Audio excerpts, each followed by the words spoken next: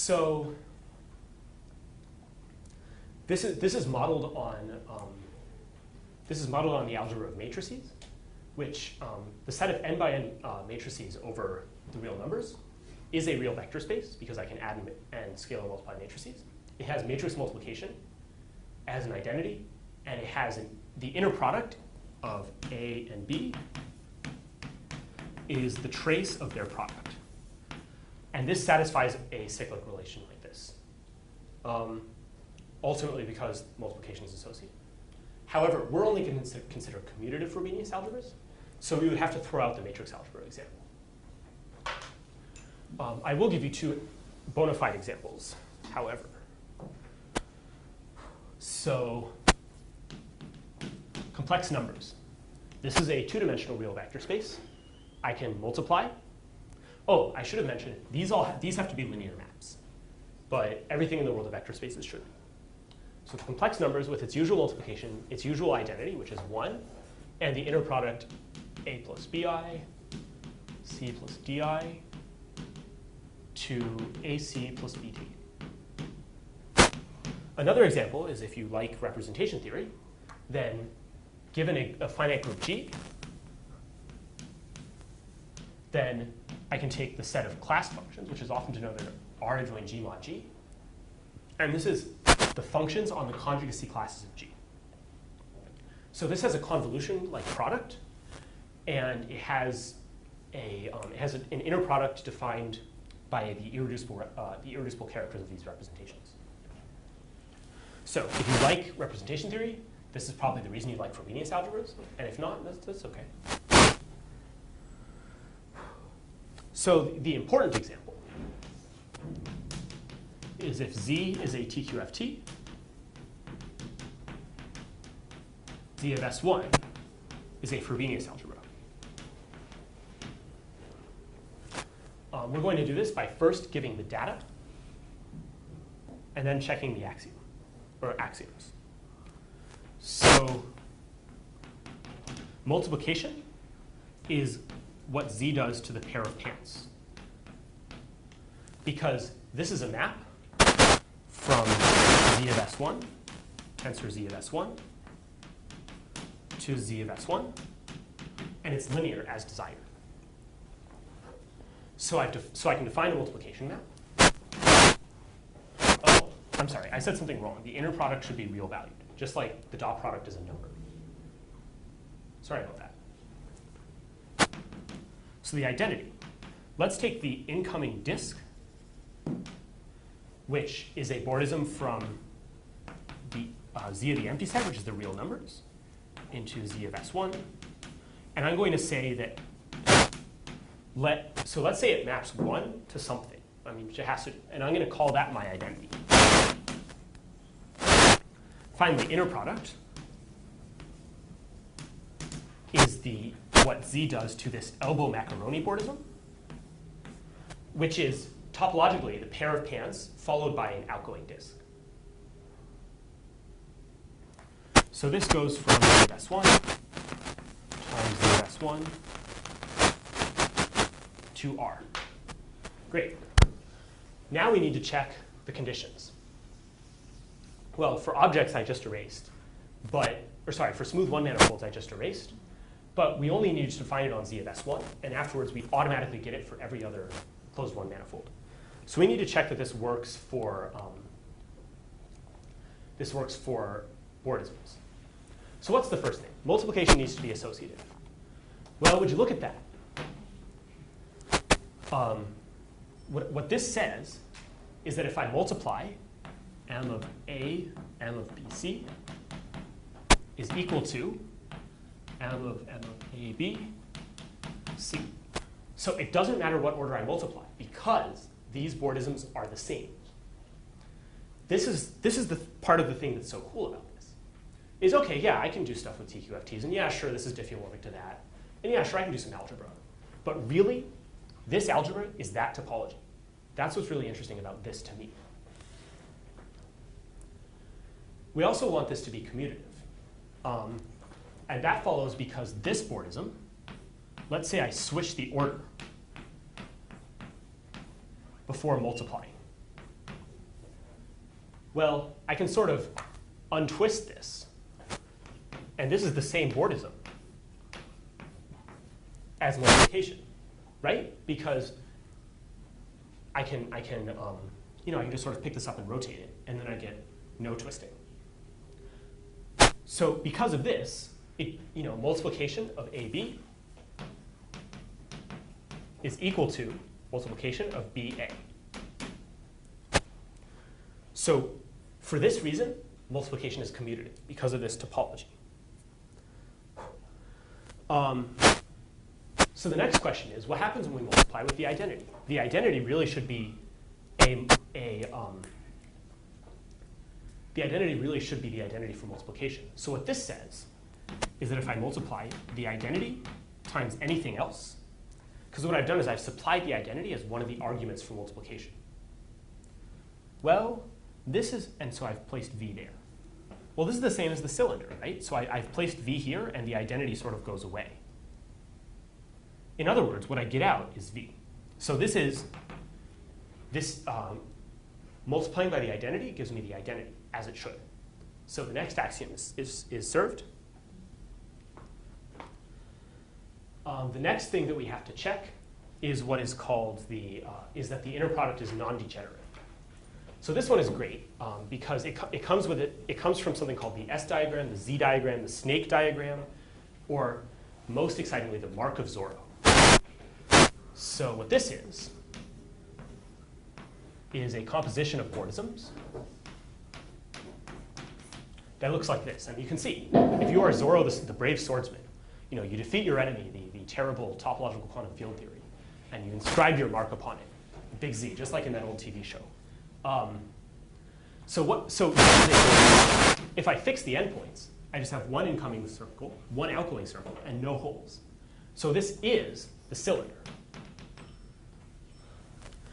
But as a bordism, it is so what Z does to this is it becomes the map V tensor R, which is just V, to V tensor V tensor V, to R tensor V. And here V is what Z does to S1. So in this case, the first map is the identity followed by sigma, the identity followed by Z of this bordism, which is sometimes called co-evaluation. And this map is sigma followed by, and the identity in the last argument. So let's suppose that sigma of V evaluated on anything is equal to 0. So in that case, let's see what happens if I start with V. So I start with V tensor 1, and I map to whatever co-evaluation does to 1. I don't really care. So I get V tensor W1 tensor W2. And now I apply sigma to these two arguments. So in other words, then I get 0 tensor W2. OK. But this bordism is the identity bordism. So this map has to be the identity map. So in other words, V is equal to 0. So this diagram, whatever you prefer to call it, I like the mark of Zorro, and is useful to prove the non-degeneracy of the inner product. And sometimes that result itself is called Zorro's lemma, at least by David Benz-V, hopefully by other people. OK. So that's, and we have one last axiom. So let's apply the inner product, which I do by drawing this picture, to multiplication. So that this represents sigma of u dot v w, right? By the way, is everyone able to see over here? OK, great. Well, this is just this. It's like I've taken the contents and I sort of sewn up the waste part. But then I can totally pick the other. I evaluate the other side first.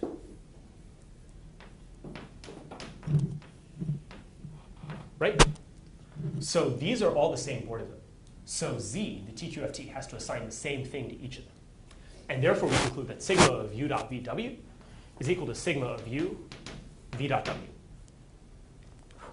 So in other words, whatever this TQFT is, by the properties of a TQFT, we're forced to conclude that we have a structure on Z of S1, which is a Frobenius algebra. So that's already kind of interesting. Are there any questions at this point?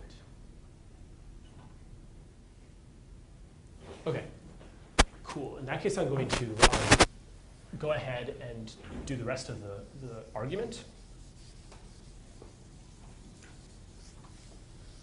which is the full proof of equivalence. We've shown that given a TQFT, we get a Frobenius algebra.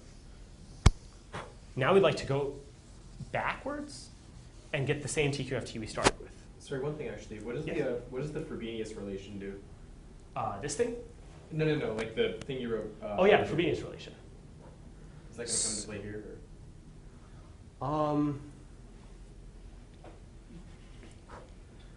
So we don't need it yet. So I think what that does is that helps us recover that like I think it gives us a uniqueness thing. I don't remember precisely. Sorry.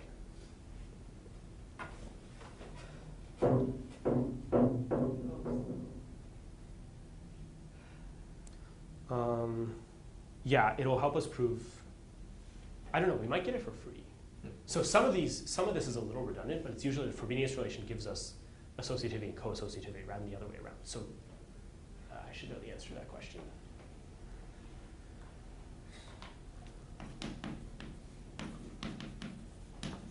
Any other questions?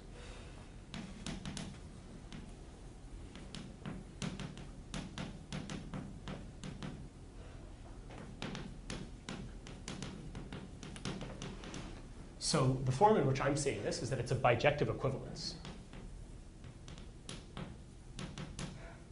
between 2D-oriented TQFTs and Frobenius algebras. So this can be made considerably more general.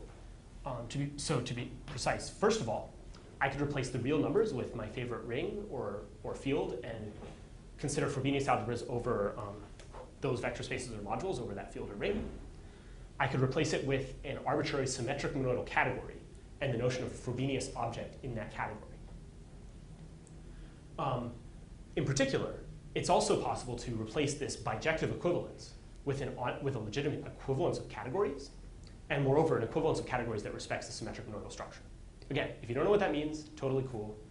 But if you do know what it means, maybe it's helpful. So we've defined a Frobenius algebra given a TQFT. Now let's show why, given a Frobenius algebra A, we get a TQFT. So I'm going to define a TQFT Z sub A. And remember, even though I erased the relations, it suffices to define this on the circle and on 4 bordisms, the incoming and outgoing disks and pairs of pants, and then check a bunch of relations. So actually, let's just define that over here. So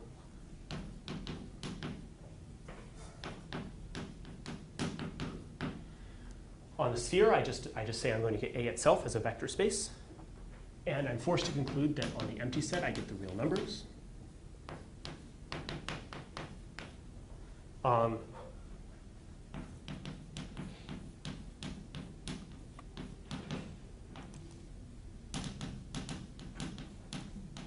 Pair of pants becomes multiplication. We're just doing the same thing in reverse. Multiplication becomes the pair of pants. Now I need to define the outgoing pair of pants. And this uses the fact that I have sigma around. So sigma is an inner product, which means I can take adjoints with respect to this inner product. Geometrically, what that does is I have this bordism. This is what happens if I apply sigma to one of the outputs of this incoming pair of pants. But this is diffeomorphic to 2 inputs, 1 output, no holes. So in other words, capping off with the elbow macaroni that defines sigma is going to be, allows us to take adjoints. Oh, right. In linear algebra, if you have a basis, it's more common to call an adjoint the transpose. It's a matrix that goes in the other direction. Instead of Rn to Rm, it's Rm to Rn. And it's not an inverse, but it's dual in a sense.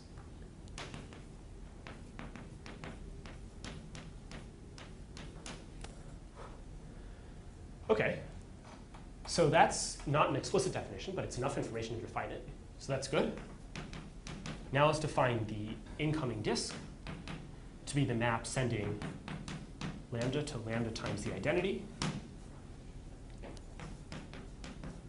And the outgoing disk will be adjoint, so again, the transpose, to what we gave the incoming disk.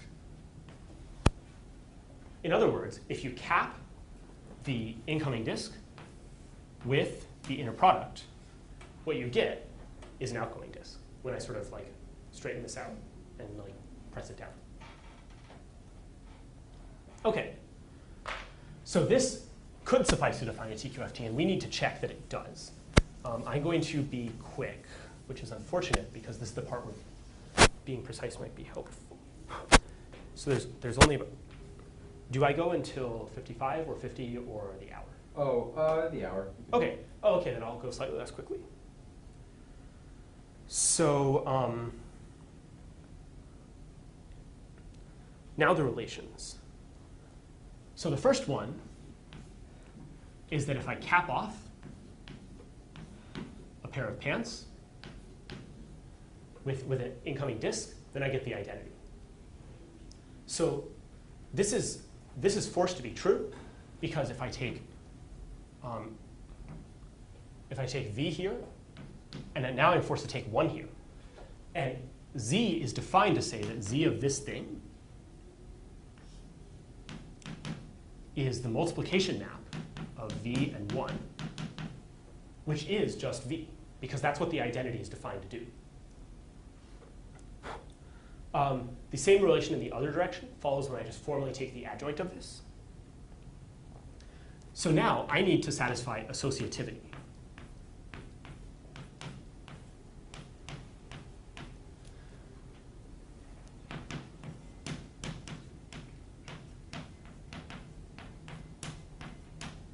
But this is true because multiplication is associative. We also need to satisfy co-associativity, which is associativity for the outgoing pair of pants. And that will follow for the same reason. After I take an adjoint of this entire diagram, and I get associativity for the other pair of pants. So finally, we need to check the Frobenius relation, which is the one I'm most likely to get wrong. But here goes nothing.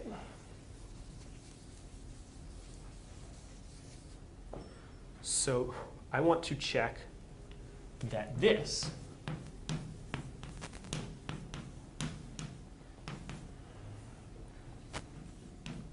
is equal to this after applying ZA.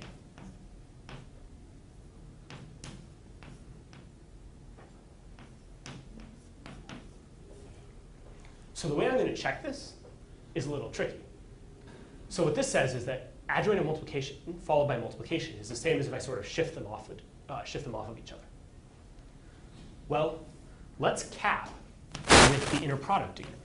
Because after all, I don't know anything else about this map other than it's the adjoint. So I'm just going to take the inner product of one of its arguments with some specified third argument. And I'm going to do the same thing for the second argument out here. I'm going to take the inner product. And that's OK, because we know the inner product is non-degenerate because we started with a Frobenius algebra, and we want to use that somehow. So it turns out taking the inner product with when it's non-degenerate does not lose any information if I'm allowed to do it with all vectors in general. So if these are equal, then they're still equal once I erase these elbow macaronis. Great. Well, let's see. What is this? This is 3 incoming, 1 outgoing. And there's no holes. And what's this?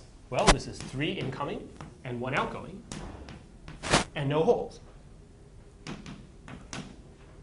So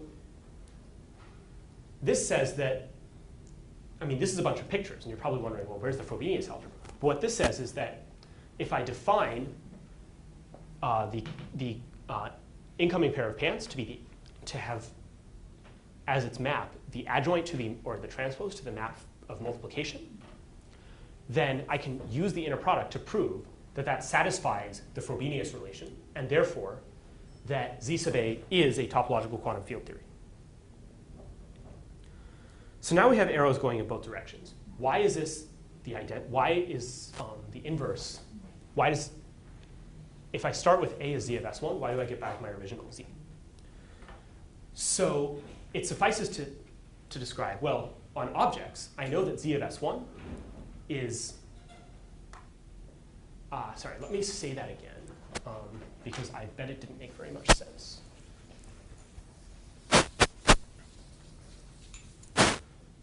So, are these inverses? So if A is Z of S1, then ZA agrees with Z on S1, kind of tautologically, and therefore, by the multiplicativity axiom, it agrees on all closed one manifolds, because it suffices to determine on Z of S1. Because we chose 4 generators for the bordisms, then we only need to check on the 4 generators, incoming and outgoing pair of pants. So we defined the Frobenius algebra structure on Z of S1 says that Z of the pair of pants is multiplication, which is equal to ZA of the pair of pants. So the multiplication is the same. And therefore, these agree on the pair of pants. This also implies they agree on the outgoing pair of pants, or sorry, incoming pair of pants, the other pair of pants, the co-pair of pants, whatever. The one that isn't multiplication. And that's because we can always take we can always cap with one of the elbow macaroni corresponding to the inner product and recover the other pair of pants. So knowing this for our TQFT means that we also know the adjoint. And the same thing is going to work for the disk. The incoming disk is the identity, or it maps 1 to the identity more precisely. And that's what I said ZA should do to the incoming disk. And because of this, because I use the adjoint to define ZA on the outgoing disk, then, and I have this relation, this is equal to the outgoing disk, or sorry, then that also determines it for Z. So what actually is this co-multiplication? Is this like inclusion of A into the diagonal or something? So you should go to A tends to A, right? Yeah. It's not, I don't think it's just inclusion into the diagonal. It has to, because it has to do with the underlying, like it depends on the multiplication structure. But yes, it is a co-multiplication now. Brief digression, which I was going to mention. Or well, actually first, so, sorry, I'll get back to it. Yeah. So what we've said is that Z and ZA agree on all objects, on all closed one manifolds, and they agree on the 4 generating bordisms. Maybe I wave my hands a little bit, but this argument allows you to show that they are the same. So Frobenius algebras are 2-dimensional topological quantum field theories that are oriented, which is, I don't know, I think it's pretty cool. OK, any questions right now? And then I'll take Dylan's. OK. So one cool consequence of this is that we define Frobenius algebras to be like things with a multiplication and inner product, very algebraic. But what I have here is I have a co-multiplication, which goes from A to A tensor A. And so, like I mentioned, this in general depends on the multiplicative structure. But this means that a Frobenius algebra is a co-algebra, which is the same thing as an algebra, but the axioms are turned around. It's both an algebra and a co-algebra. And this is nice and surprising, because we started out with something which was not a co-algebra, a priori, and we ended up concluding that it must be a coalgebra in a natural way. That is, Frobenius algebra homomorphisms are coalgebra homomorphisms. So you might ask, okay, algebra, coalgebra, is it a bialgebra? And the answer is no, because the bialgebra identity is not a bordism identity. It requires breaking something. And you can write that down and figure out why that is. And it's a cool thing to play with.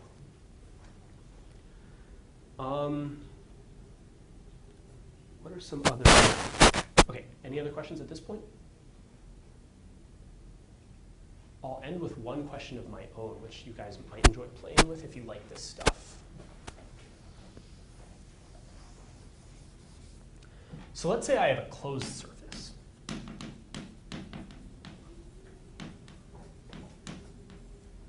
So for example, I could take the sphere, I could take the torus, I could take various fancier versions of the torus, which have more holes. I don't think they sell these at Ken's Donuts, sadly. So these are bordisms from the empty set to the empty set, which means that this is a linear map from the real numbers to the real numbers, which means it's multiplication by some scalar. So given a Frobenius algebra, I define some topological quantum field theory. Can you describe this number lambda in terms of the multiplication, inner product, and identity? So this is an interesting, this is something that's fun to play with, because if you do this for specific TQFTs, sometimes this is useful. Like if I take the TQFT associated to the group algebra for Frobenius algebra, then these numbers can be computed in a couple different ways, using a couple different decompositions into pairs of pants. And when you do that, you get some of the basic identities of representation theory. Like the fact that the sum of the squares of the dimensions of the irreducible representations is the order of the group. And a couple other things, depending on which of these surfaces you start with. So that's all I have to say. I hope you enjoyed this excursion into the topology that builds up some algebra. So thank you. Round of applause.